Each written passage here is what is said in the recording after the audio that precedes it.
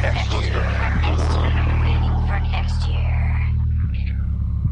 everybody, waitingfornextyear.com podcast. I'm your host Craig Lindell, and this morning, there's so much to talk about. But first, I want to apologize for the lack of podcast content this week. It was a total accident. At one point, I was supposed to talk to Harv, and I was just you ever have those days where there's a cloud hanging over your brain? Well, that's the kind of day that I had on Monday, and I just had zero energy by the time I was ready to talk to Harv, and he and I were both trying to get out of town the next day, and so packing and different things were on our minds. So, we saved you a half-assed podcast, and as a result, there's been no podcast this week, really. So apologies for that. I definitely have some things booked. I was supposed to have one today. I'm going to have it next week.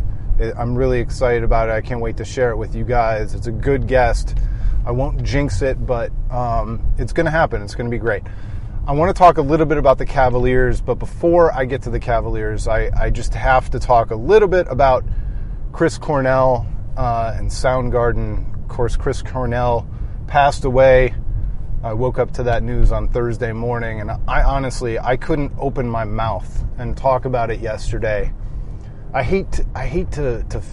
don't like to be sad over the death of somebody that I didn't actually know in real life. I really don't. And I don't want to be the guy who makes it about himself, the death of a famous person or a celebrity, but you just don't have a choice. You know, sometimes these people who impact you, they choose you even as much as you choose them, whether it's a matter of the timing of when you grew up and anything else. And I was born in 79, so when Bad Motorfinger came out in 91, of course that wasn't their first album, but that was the first one that caught my attention.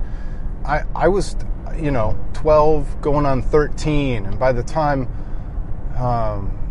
Super Unknown came out, I'm 14, 15 years old, and that, when you're talking about coming of age musically, 14, 15, 16 up until your senior year of high school is where it all happens. And that's the moment where Chris Cornell his voice and that band just stood out. They played music so much differently than anybody else from Seattle. They got lumped in with that whole Seattle sound, much like Alice in Chains and everything else, but those guys came from metal. They played much more complex rhythms. Even the ballads that Chris Cornell wrote were weird time signatures. They were different, where Nirvana and Pearl Jam were a little more verse, chorus, verse. Soundgarden was not. And Chris Cornell didn't write that way. And on top of that, he almost had some cock rock to his vocals still. He was a bit of a carryover from that 80s metal, kind of pop metal singing style. But he did it, and it was still cool. I don't know if kids today listening to it for the first time will find it to be cool, but, for those of us who were there at the time, and anybody who was there at the time, it was just different. It was just different, and it was special. I've never been much of a lyrics guy, and I know that's weird, but I just, I'm more about vocal melodies, but you couldn't help but get swept up in Chris Cornell's lyrics. Whether he was writing, Black Hole Sun and Fell on Black Days, you couldn't escape his lyrics. You could understand them at times, unlike some of his contemporaries, and it seemed they were mysterious though. They weren't on the nose. But man, Chris Cornell, I'm not one of these people who wants to sit and turn this into a conversation about suicide. I'm happy that I can't comprehend being in the position that you would finally make that choice. I'm very happy that I can't understand it. And that's the problem. I think so many people, we all spend this time trying to understand it like it's something that's normal. Like, I want to understand the person who eats cake for breakfast. No, you can't you can't normalize something like that. It's an extreme. It's an extreme scenario, that a scary place that you hope to ever find yourself. It might even be a more like a disease and a chemical imbalance, something that you're not meant to ever understand, because you're supposed to be focused as a human being on self-preservation. That's kind of the human nature aspect of this whole thing, and that's what makes these things so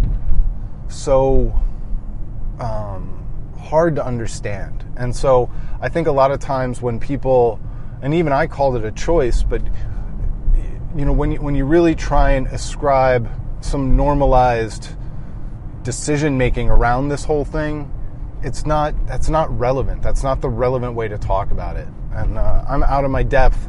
I really don't want to sit here and pretend to be an expert on suicide and mental health and anything like that.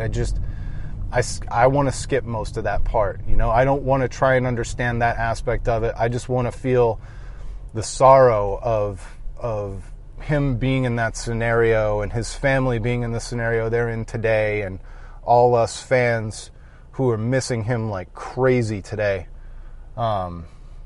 So with that, I'm going to leave the Soundgarden talk so that I don't start crying, and we'll talk about the Cavaliers, because I was in Columbus for Game 1 of the Eastern Conference Finals, and it was absolutely fun, amazing, incredible to watch the Cavaliers batter the Celtics, the number 1 seed, after enduring all the talk that we endured all season long about, do the Celtics have enough to challenge the Cavaliers? And all. At least for one game, the answer is a decided no. No. Absolutely not. A team with a 5'9" player who's really, really good, a superstar maybe, can't compete with the Cleveland Cavaliers and all the depth of talent that they have built. So it was absolutely amazing. And here's the other thing. When LeBron talked after the game and said that they didn't play well, he's right. He's right. They played well enough to win the game, and the Celtics didn't play particularly well either. But the Cavaliers, they could have a game where they bomb from 3 a lot more efficiently, effectively. Kevin Love was hitting 3 pretty well. Kyle Korver was not. Kyrie Irving is still looking kind of funky in the offense, and that's not to say that he hasn't been good. He's been acceptable, but we've seen how good Kyrie Irving can be, and he hasn't had one of those games yet.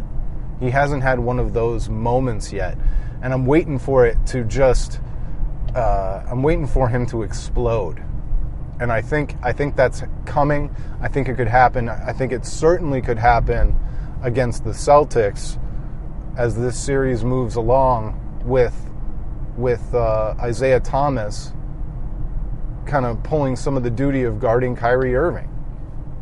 There's no answer for LeBron James. We already know that. They don't have a defensive answer and probably nobody actually has an answer, but you got to think Golden State matches up a lot better against the Cavaliers, obviously. Draymond Green can really bother LeBron James. There are a couple guys on that team that can really bother LeBron James, but nobody on the Celtics can, and as a result, that means that as it rolls downhill thereafter, they're going to have a tough time. If they had a tough time with Kevin Love in Game 1, they could have a tough time with Kyrie Irving if he ever gets it together and really puts it together for a game. He could explode for 45 or 50 at any time. And these are the kinds of things we're waiting to see. But at least for one game, it's all amazing. The Cavaliers are doing exactly what they're supposed to do. They're doing what we thought they could do against the Celtics. And it's been, for one game, all I wanted was it to be as predictable as what we hoped it would be. And it has been. So Game 2 is Friday night. We'll be back to hopefully talk about that sometime this weekend. And we'll hopefully be back on a more regular schedule next week when I'm not traveling and other things, and I'm not distracted by other things. So thanks so much for listening. Thanks for putting up with a very, very quiet week of podcasts. We'll talk to you next time. It's been the waitingfornextyear.com podcast.